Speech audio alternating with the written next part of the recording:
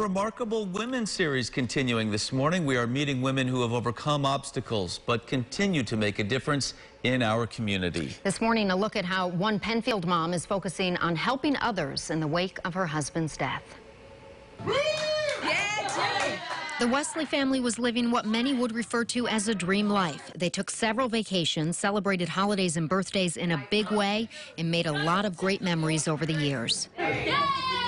Little did they know this would be one of the last videos of them all together before Tim Wesley was diagnosed with a rare cancer.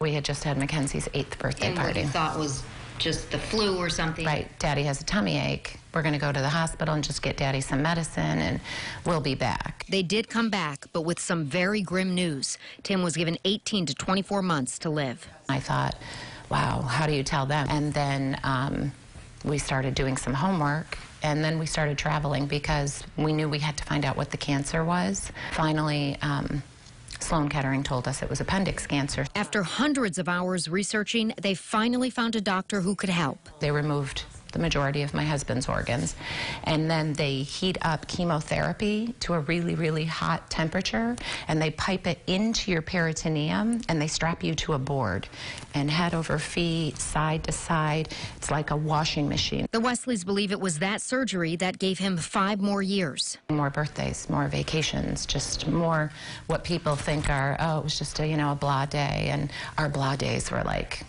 awesome days and incredible days, because she just gives you such an appreciation for even listening to the kids argue. We learned to not sweat the small stuff. They also learned how time-consuming and expensive it was to get the treatment he needed. That's when they decided to start a nonprofit organization called Be Unintimidated, raising money for others fighting cancer. I think he always used to say, if this is the cross I have to bear, I'm going to bear it proudly and loudly.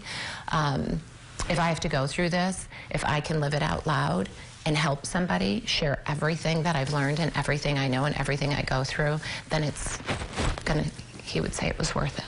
Tim lost his hard fight with cancer in February of 2018. Not a day goes by that his daughters don't think about their father and appreciate their mother's perseverance and optimism. The fact that it's just her and she's still doing all of these things is like, it's incredible. Like, I don't know how she's doing it. I always hear kids complain, oh, my mom this, oh, my dad that, oh my gosh, my parents are irritating me. Like, so many little things. And yes, I used to be like that, and I guess you won't realize it until it happens to you and until you have a parent gone or somebody gone out of your life that you're like, I shouldn't have been complaining. And she was right there next to me. She's like, I want you to be as comfortable as you can, and I want you to, she's always the one by your side. Like, if I need anything, she's always right there, even if she has a million other things going on.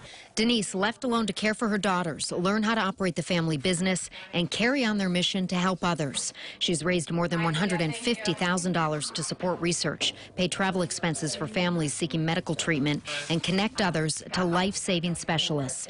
On top of all of that, she serves on the board for Wilmot Cancer Center's Patient and Family Advocacy Council. Keep giving out the positivity in the universe, and it will return it to you. She says we all need to learn to look on the bright side before it's too late. Stop.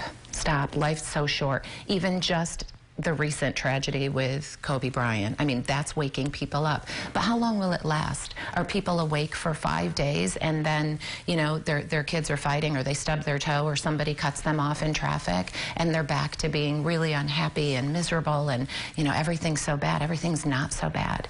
You can breathe. You're here. It really puts it into perspective, and we thank them for sharing their stories. So much to learn from them. They could just go about their daily routines and take care of themselves, but they're choosing to help others and to also spread the message, an important message. Don't sweat the small stuff and be kind. Yeah, and those hearing that message really need to take it to heart this morning. Right. I know that we have here in the studio. Yes. Powerful story, Leah. Thank you. Yeah.